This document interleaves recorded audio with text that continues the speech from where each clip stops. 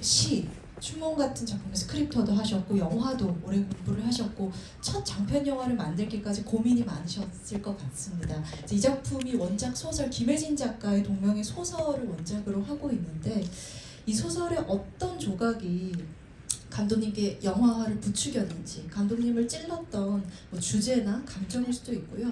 무엇이 가장 큰 동력이었는지 여쭤보고 싶어요. 소설은 2017년도에 오늘 잠깐 김혜진 작가님도 와 계시는데요. 네, 와 계셔서 소설이 2017년도에 발간이 됐습니다. 네, 저 작가님께 박수 한번 드릴까요? 네, 참석해주셔서 감사합니다. 네, 17년도에 발간되고 저는 다음에 바로 이제 김혜진 작가의 이제 데뷔작부터 찾아 읽었던 애독자고요. 그래서 이제 딸리아를 다음에 바로 읽었는데 우선은 좀 놀라웠어요. 첫 번째 인상은 제 나이 또래의 여성이 이렇게 엄마에 대한 이야기를 일상과 삶의 통찰력 있게 이렇게 마음 깊숙이 와닿게 그릴 수 있다는 게 이 작가는 뭐지? 이렇게 마음에 한 나이든 노인이 앉아있지? 뭐 이런 놀라움의 인상이 가장 첫 번째 제가 느꼈던 감상이고요. 네. 그리고 소설을 딱 덮고 나서 느낀 건 아마 여러분도 책을 읽어보셔서 아니죠? 오늘 영화를 보셔서 아셨겠지만 이게 딸에 대하여지만 다만 딸에 대하여만은 아닌 것 같아요. 보고 나시면 이제 엄마에 대하여 그린과 레인에 대하여 저는 거기에 우리에 대하여라는 부분이 분명히 있는 것 같거든요. 결국 우리를 얘기하고 수 있는 되게 보편적인 소설이라고 생각을 했고 그 보편적인 감정에 저는 되게 공명을 많이 했습니다. 그 보편적인 감정이라는 건 결국 언제고 우리도 이제 늙고 궁핍해질 수 있고 나이듦에 대해서 조금 통찰할 수 있는 좋은 글이라고 생각을 해서 누구에게나 공감될 수 있는 이야기라고 생각을 해서 영화로 만들고 싶었습니다. 네, 이 영화로 또 앞서서 경사도 있었죠. 오민혜 배우님이 부산에서 배우상도 수상을 하셨는데요. 네, 네. 감사합니다. 정말 독립영화계 대모라는 수식이 붙을 만큼 활약을 많이 해주셨는데 앞서서의 좋은 소식도 굉장히 반가웠었고요. 이 작품을 보면서는 좀 놀라운 부분이 그동안 누군가의 엄마를 꽤 많이 연기를 해 오셨었는데 물론 그전에도 단 한 번도 같은 엄마인 적은 없었지만 이 영화를 보면서 굉장히 과장된 인물이 아닌데도 그 미묘한 결 속에서 그전과는 또 완전히 새로운 엄마를 보여주신다는 인상을 받았어요. 그랬나요? 이 영화의 엄마는 외롭고 두렵고 그래서 닫혀 있어서 관객이 사실 접근하기에 아주 쉬운 인물은 아니지만 이지고잉한 인물은 아니지만 그렇다고 해서 아주 불안정하지도 않은 굉장히 초연하기도 하고 단단한 자기 심지를 가진 인물이었거든요. 여기에 어떤 오민혜 배우님의 해석이 있었을지 또 관객에게 많은 걸 보여주지는 않는 인물이다 보니까 표현하실 때 나름대로의 고충도 있으셨을 것 같아요. 표현의 제약도 좀 있었을 것 같고요. 이런 어려움들을 좀 어떻게 돌파해 나가셨을지 궁금합니다. 그러니까 감독님이 아까 작가님의 작품을 보면서 어떻게 저렇게 살아있는 그런 한 사람을 이렇게 표현해낼 수 있을까라고 말씀을 하셨지만 제가 오늘 영화를 보면서 진짜 정말 디테일하게 저런 모습 하나하나를 편집하고 살려낼 수 있었을까 저는 그런 걸 보면서 오늘도 감독님에 대한 감동을 조금 감탄을 살짝 했었어요. 보니까 부산영화제 때하고 또 편집이 살짝 바뀌었네요. 손절 모셨더군요. 이거 비밀이었나요? 얘기하면 안 되는? 네.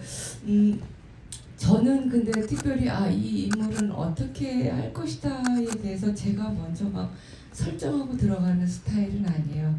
다만 이 엄마는 A형을 가진 엄마일 것 같아라는 생각을 그 정도는 좀 해봤고요. MBTI가 아니라 혈액형론으로 접근을 하셨군요. 네네네. 일단 감독님하고 얘기할 때 우리 그 얘기 기억나시죠? 이 엄마는 A형이 엄마일 것 같은데 저는 O형이거든요.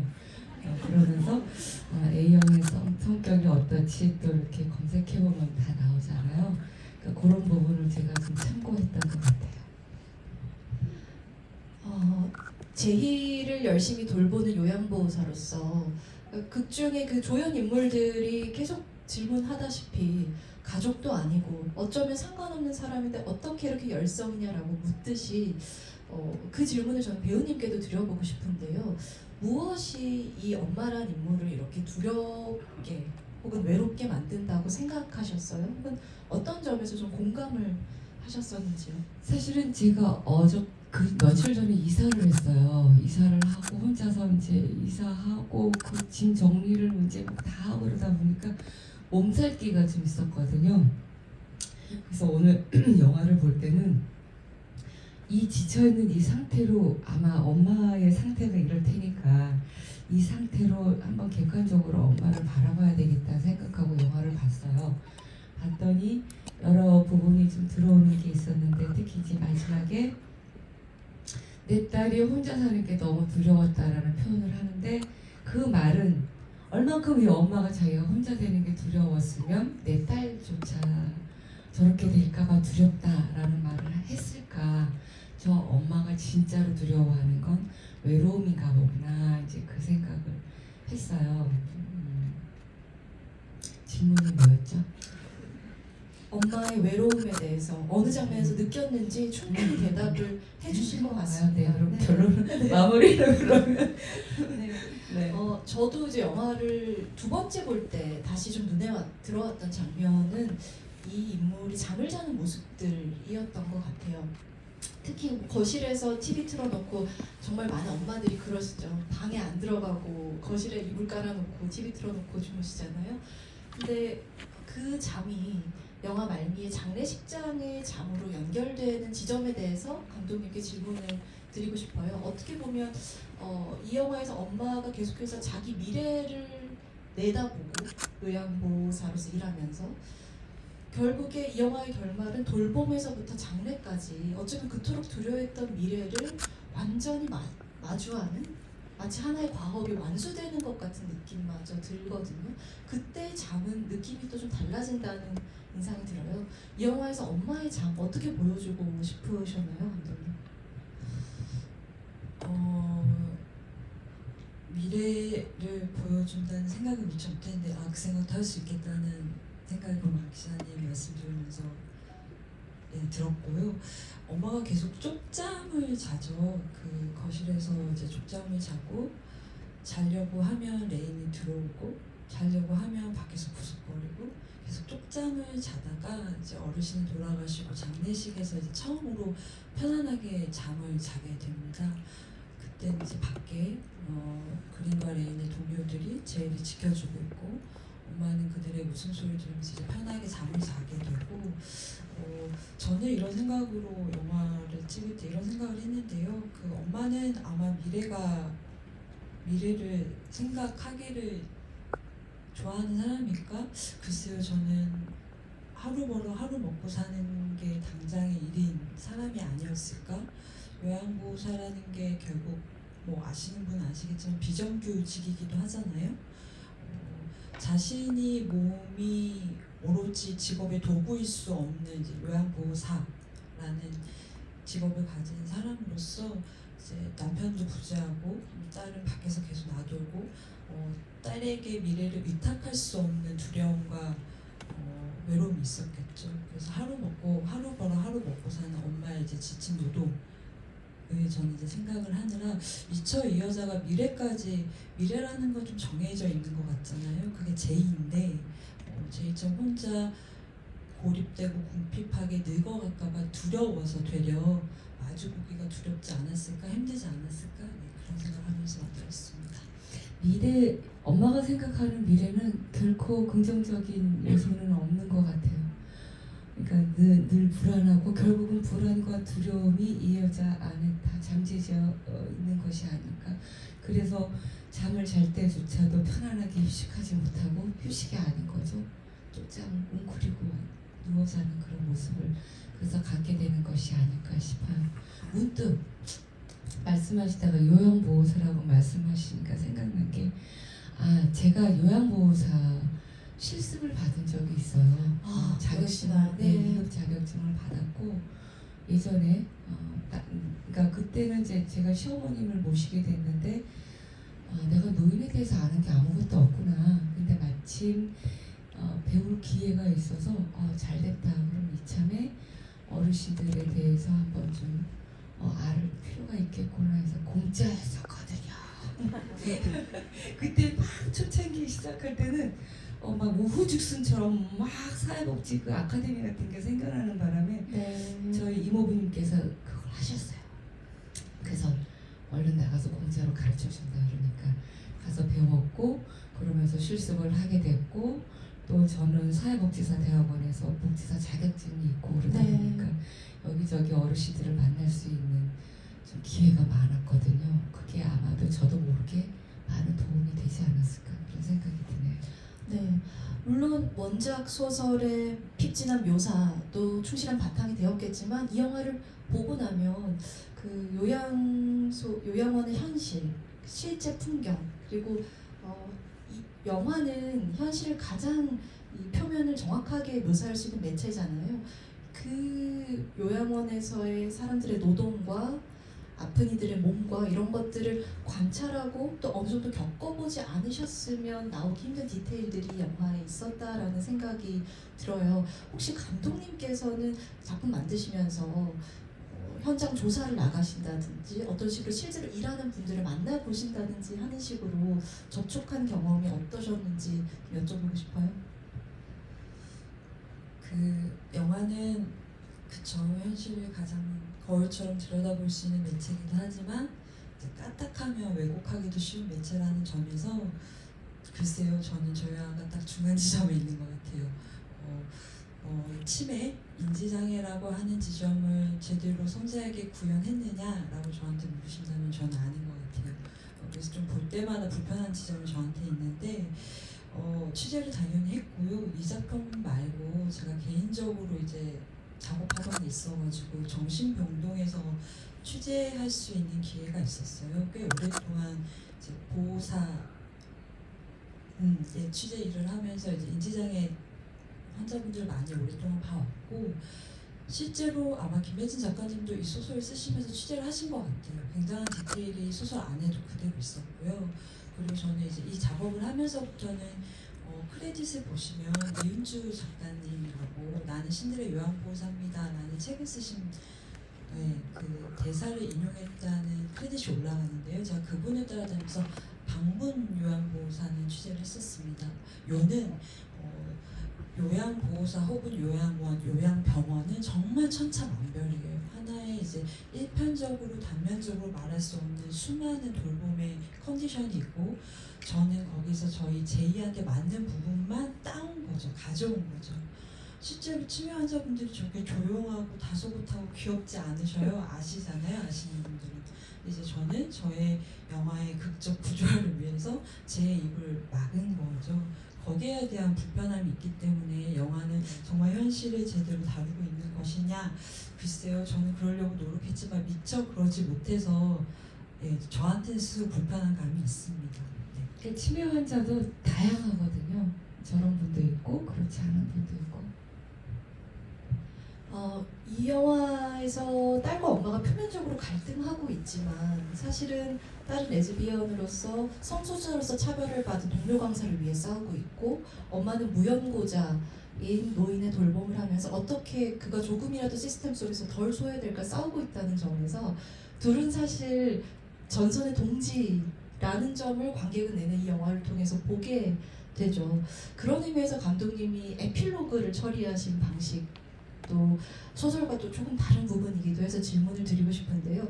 감독님께서 이 영화를 어떻게 매짐할까, 매짐말을 고민하셨던 과정이 궁금하고, 그 장면을 찍으실 때 이제 마침내 약간의 가족과도 같은 집단을 이루게 된 그 지점에 이르렀을 때 배우님의 감상은 어떠셨는지도 차례로 여쭙고 싶습니다. 그 상당 부분 제가 소설에서 많은 장면, 상황, 정황을 가지고 오긴 했는데요. 그 중간중간 맥락 안에서 제 호흡을 넣으려고 저희 프로덕션, 촬영 감독을 비롯하여 팬님 비롯하여 많이 애를 썼어요. 단지 이것이 영화로 됐을 때 저는 이제 감독이니까 이 소설의 언어를 시각과 청각으로 잘 묘사해서 여러분한테 경험시키게 하는 게 저한테 첫 번째 임무이기도 했지만, 그 사이사이에 저만의 호흡을 당연히 넣고 싶더라고요. 저도 창작자니까요. 그래서 이제 에필로그 같은 경우는 저희가 편집을 다 하고 나서 그래도 엄마가 조금 더 이들에게 마음을 여는 방향으로 끝맺음 되면 좋지 않을까? 장례식장에서도 약간 그 기운이 묻어나오긴 하는데 조금 더 선명하게 보여줄 수는 없을까? 어쩌면 예전 같으면 그 맨 마지막에 횡단보도 맞은편에 나오는 그 두 어린 여자친구를 보면서 예전의 엄마라면, 그림과 레인을 섬세하게 들여보지 않았던 엄마라면 그냥 지나쳤을 거예요. 그냥 그러는 친구인가 보다, 또래인가 보다. 근데 지금은 알잖아요. 안 보이던 것이 보인다는 점에서 엄마가 약간은 다른 방향 혹은 마음이 여는 건 아닐까라는 나름의 한마디 더 얹고 싶은 게 이제 제가 더한 호흡이었고요. 그런 의미에서 이제 에필로그를 그렇게 찍었고, 소설의 마지막 대사와 저희 영화의 마지막 대사, 장례식장에서도 다릅니다.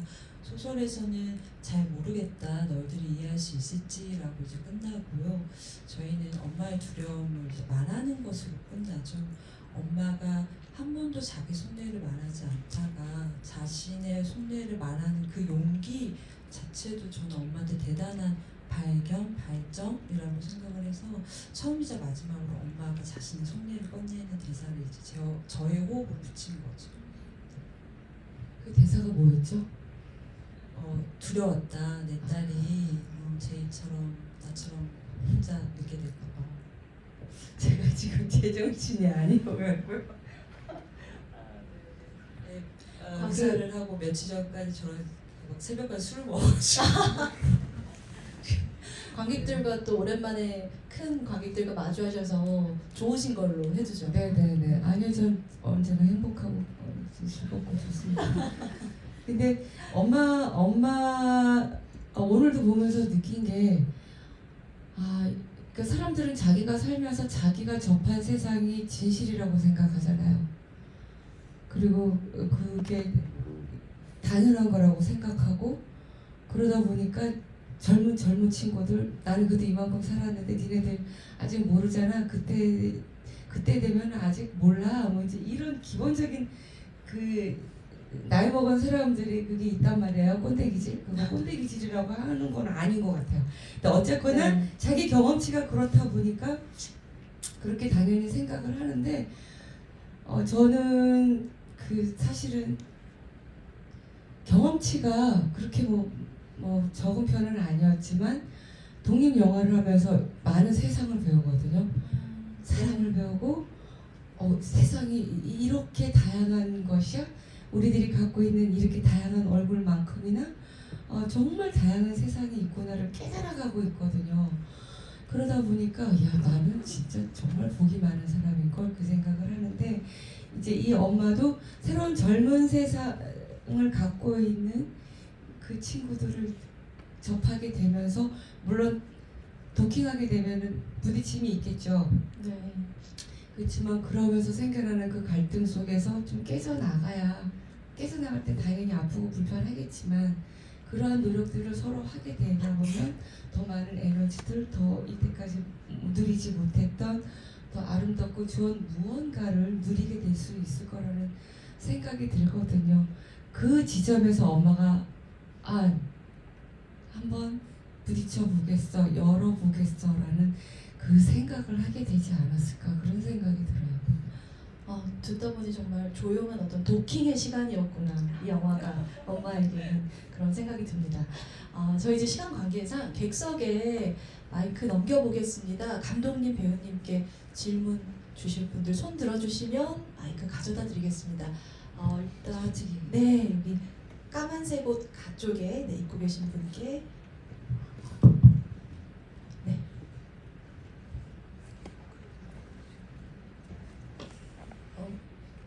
앞서 영화를 보면서 깊은 울림을 전해주셔서 감사하다는 말씀 드리고 싶습니다. 제가 더 감사합니다. 사소한 부분 하나하나까지 제가 상상한 그 이상의 울림이었고 한 사람의 시점으로도 볼 수 있지만 모두에 대하여 인물을 비춰주고 독자나 관객에게도 질문을 던지는 원작 딸에 대하여를 시각화 또는 음향화하면서 하셨던 고민들에 대해서 궁금합니다. 시각적으로 좀 어떤 비전을 갖고 접근하셨는지.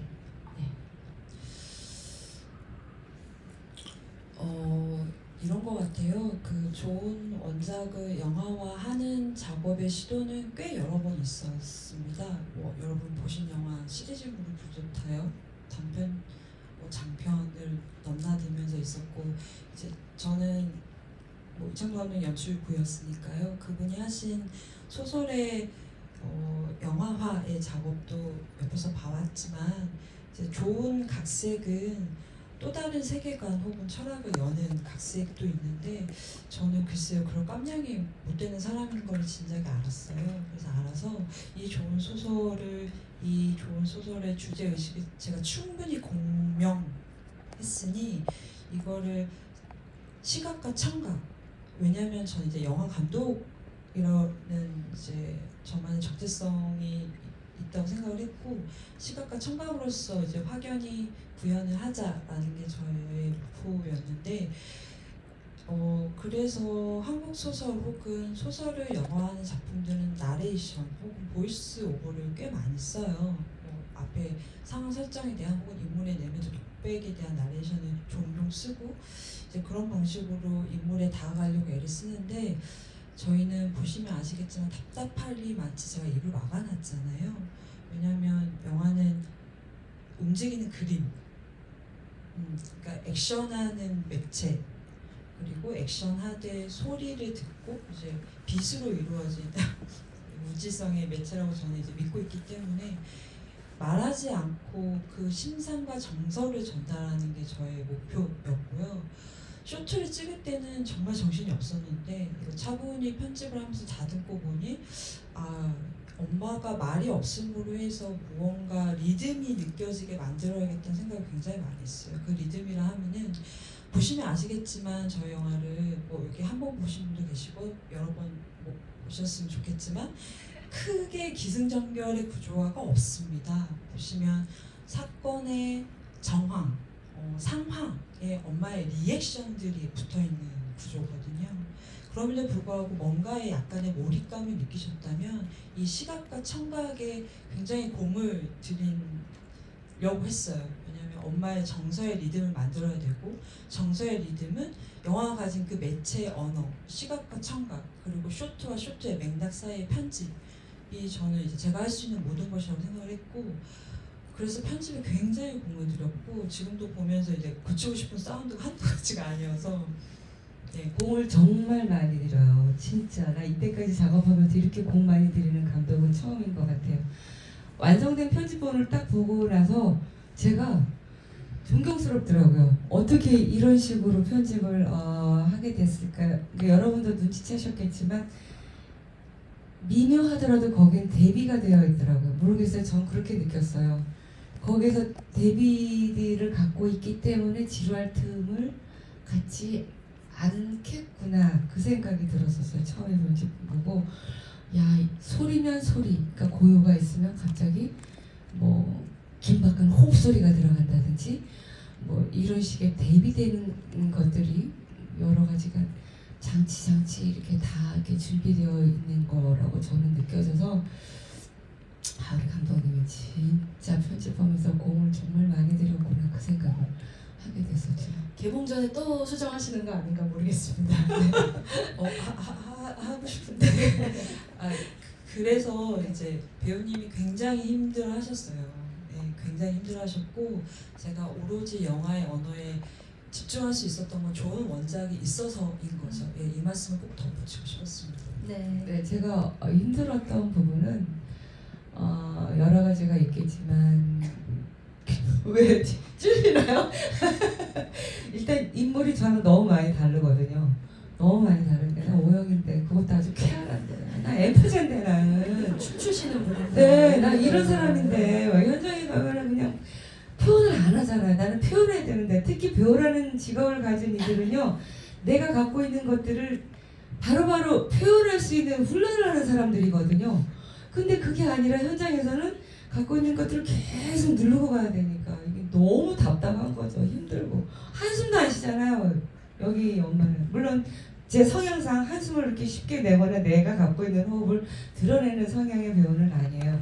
그렇지만 이 엄마는 해도 너무하다. 진짜 어떻게 감정 표현을 이렇게 안 할 수가 있냐. 현장에서도 한 번은 이제 야 여기서는 이거 아니냐. 여기서 아무리 엄마가 이렇게 표현 안 하고 착하고 이렇게 온유한 성격으로 가진 것처럼 보이지만 다하고 싸울 때는 승질 한번 부려야 되는 거 아니냐.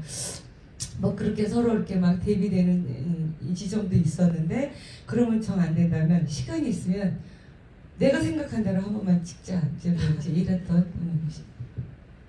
네, 저희 영화제라 다음도 회차가 빡빡해서요. 바로 다음 질문으로 넘어가 보고 질문 혹시 좀 간략하게 해주시면 두 분 정도 더 들어볼 수 있을 것 같습니다. 아까 이쪽에서 먼저 한 분 손 들어주셨었는데요. 맨 앞에 분이셨던가요? 네네. 맨 앞자리에 모자 쓰신 분께 마이크 부탁드릴게요.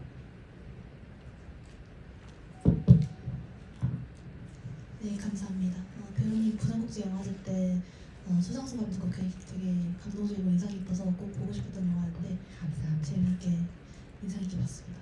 제가 드리고 싶었던 질문은 이 영화 키워드를 성소수자 또는 퀴어 인권이라는 키워드를 가지고 있는데 어떻게 보면 그게 굉장히 좀 새롭거나 좀 도전적일 수 있는 부분인데 처음 배우님이 이 작품을 만났을 때 어떤 고민들이 있었다면 어떤 고민들이 있으셨는지 아니면 별 고민 없이 받아들이셨는지 그 부분이 궁금했습니다. 말이 굉장히 빨라지시네. 시간도 조금 죄송합니다. 네. 네네. 저는 사실은 저는 그 성소수자에 대한 고민이 한 개도 없어요. 그래서 오히려 감독님이 그 퀴어 축제할 때 저 못 나가게 했었어요. 전 나가보고 싶다. 나갈 거다 이제. 네. 왜냐면 저는 너무 경험하고 재밌게 싶으니까. 놀고 오실 것 같은데. 네, 너무 경험하고 싶고 그들을 이해하고 싶고 이것도 저한테는 하나의 탐구이기도 하고 경험이기도 공부거든요. 그리고 뭐 저는 그 전에도 나간 적이 있었고요. 그래서 잘 됐다. 이번에 우리 같이 참여하는 식구들이랑 같이 올려서 가서 재밌게 놀다 오자 이제 이런 마음이 있었는데 안 됩니다. 야 그러시더라고요. 안 됩니다. 절대 그러시면 안 됩니다. 그랬던. 그래서 그린이랑 저랑 친구들이랑 같죠. 몰입을 오히려 좀 돕기 위하여 방지를 하셨던 거군요. 차단시켰어요 저는. 알겠습니다. 네, 이쪽에 또 모자 쓰신 분이네요. 주황색 모자 쓰신 분께 마지막으로 마이크 드리겠습니다.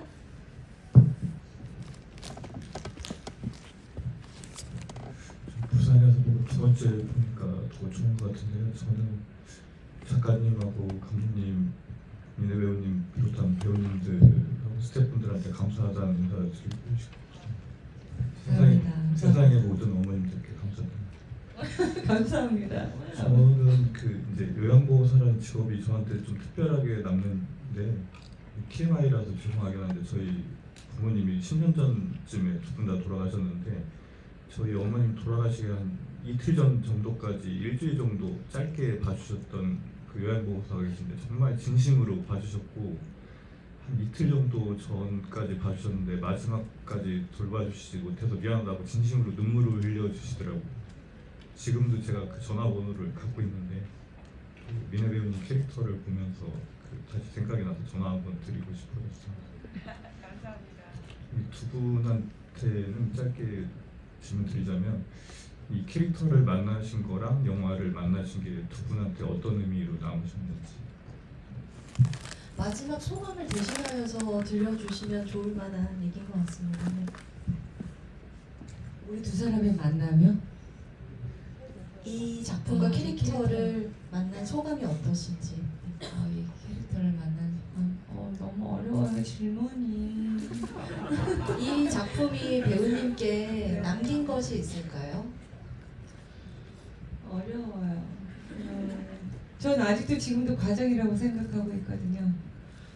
이 작품을 통해서 좀 더 많은 분들이 젊은이들 사실은 우리 사회에는 여러 갈등이 있지만 그 중에 가장 큰 문제는 어른 세대와 젊은이 세대의 갈등도 무시할 수 없는 굉장히 큰 갈등이라고 생각해요. 근데 우리 이렇게 영화를 찾아보는 사람들을 보면 전혀 그런 갈등은 없어 보이는데 이미 열어놓고 가는 분들일 거라는 생각이 드는데 우리는 그렇게 무언가를 선을 짓지 말고 그냥 자유롭게 서로의 세대를 넘나들면서 서로가 갖고 있는 장점을 서로 교류하면서 살아간다면 우리 사회가 아니면 우리의 관계들이 만남이 더욱더 좀 행복으로 더 접근하는데 좀 용이하지 않을까 그런 생각을 해요.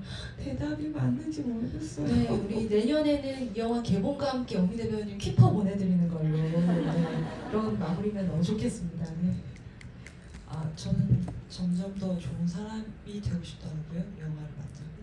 네, 그것이 저의 대답이고요. 저한테 1분만 주십시오. 네, 대단히 중요한 공지가 있습니다. 우선 그 전에 제가 영화를 찍고 보니 단 한 줄도 쉽게 쓴 글이 없고 단 하나의 쇼트도 쉽게 찍힌 쇼트가 없고 단 한순간도 쉬운 연기가 없다는 걸 알았어요. 제가 찍어보니까요. 단 한순간의 연기도 쉽지 않은데 제가 배우 욕심이 너무 많아가지고 막 그렇게 모시면 안 되는 배우들을 막 장면을 막 꾸역꾸역 집어넣었어요.